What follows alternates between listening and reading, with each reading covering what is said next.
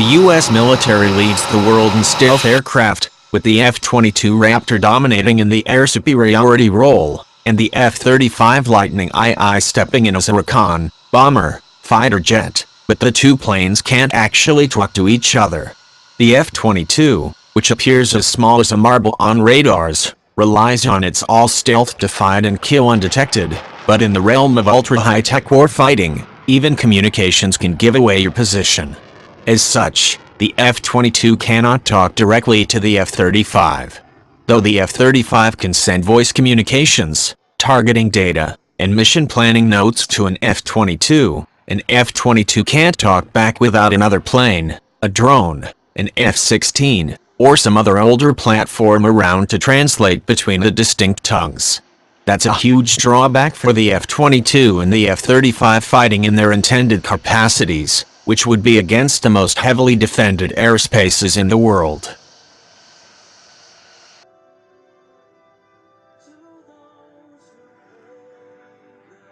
F-22s and F-35s entering heavily guarded airspace, like over Russia or China, have stealth to conceal them, while older jets like drones and legacy fighters that would connect the stealth jets don't.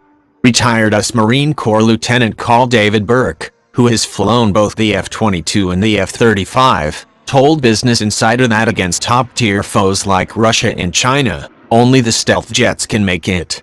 Where the threat is so robust, with S-400s, J-20s, J-31s, or Su-57s, said Burke, referring to advanced air defenses in China and Russia's top-of-the-line fighter jets, the threat environment is such that only fifth-generation aircraft can fly. When you use a fourth-generation aircraft, everyone knows you're there, so when the U.S. Air Force's best jets have to take on the heaviest air forces and defenses in the world, they have to do it without talking to each other, but according to Burke, pilots have a workaround.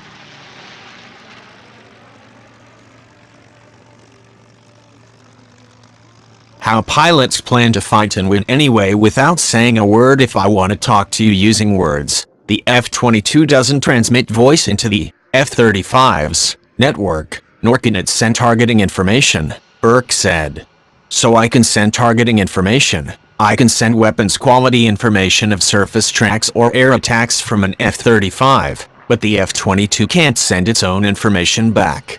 But rather than a blunder or oversight, Burke says the F-22's lack of communication was a purposeful design choice. The F-22 doesn't communicate with anyone. They don't want it to. Just like jets can be spotted by radars, communication signals transmitting between planes can get picked up and become part of targeting data in an enemy's kill chain.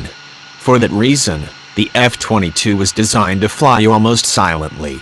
Instead, the pilots on a high-end strike against a highly defended airspace would simply have to plan their best to avoid the need for talking while on mission.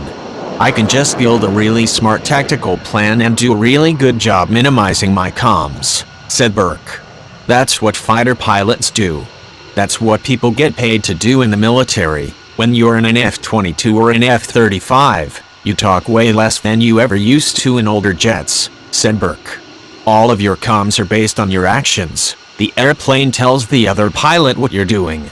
When you see an F-22 flying in a certain direction, targeting certain assets, you don't talk about it. If you have to break radio silence over hostile territory, there's a way to do it if the worst happens, and something unexpected pops up during a mission that an F-35 pilot has to tell an F-22 pilot about. Burke says they have a strategy for that too. Do it very quickly. You don't turn a microphone on and then a laser death dot blows you up, Burke said. But, by opening up communications and transmitting a signal, you have to accept greater risk by utilizing less secure means of communication. Burke admitted that the networking situation between F-22s and F-35s wasn't ideal, and could open up the jets to enemy fire during high-profile missions. But aerial combat, after all, is warfighting, and is never free of risk. It's not by choice that the F-22 and F-35 can't freely communicate, but the network in and of itself isn't the highest priority problem to solve, said Burke.